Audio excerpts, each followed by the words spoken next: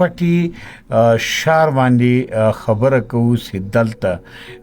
په زور باندې له خلکو څخه پیسې وړل، له خلکو څخه موټر سایکل وړل، له خلکو څخه ګاډۍ وړل په زور باندې کنه د اسلحه په زور باندې. نو په دې باندې موږ خبره کوو چې دا وارداتونه کوم دي دا په کوټه کې ډیر زیات شوي دي، تر پخوا اوس ډیر زیات شوي دي. مخکې به د شپې په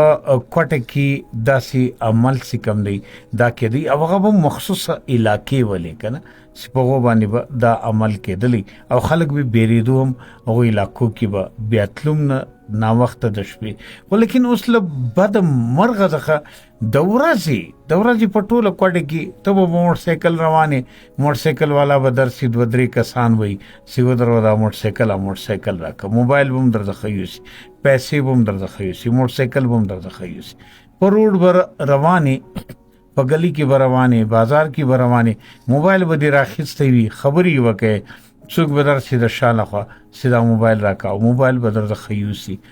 نو یا به دې موټر سایکل درولی وي، موټر سایکل سته راځي واپس، موټر سایکل به نه وي یا به ګاډۍ نه وي. نو دا غلاوې سکمې دي دا بیخي ډېرې زیاتې سوي دي او موږ دا وایو دا یو چیلنج دی د محکمه پولیس بلوچستان دپاره. دا صورتحال چې کوم دی دا یو چیلنج دی او په دې باندې باقاعده وزارت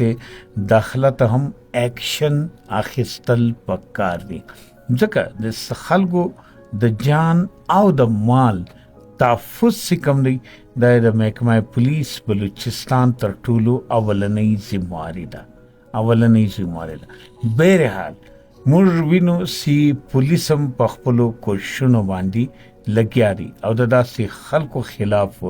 باقاعده کاروایانې کوي او ښه په تیزۍ سره کوي. خو لیکن یوه خبره دا ده چې ولس ته پکار دی چې هغه د پولیس د دې منډو ترنډو مدد وکړي او یا که دوی ته معلومه وي چې داسې یو ګروه د 4-5 کسان دي او هغه په داسې عملیاتو کې اخته دي او داسې عمل چې کوم دی هغه کوي، نو باید چې دغو نشاندهي چې کومه ده هغه پولیس ته وکړل شي، د پولیس اعلی افیسر ته وکړل شي. څه به موږ هم همت کوو دا ټولې ګیلې شکوې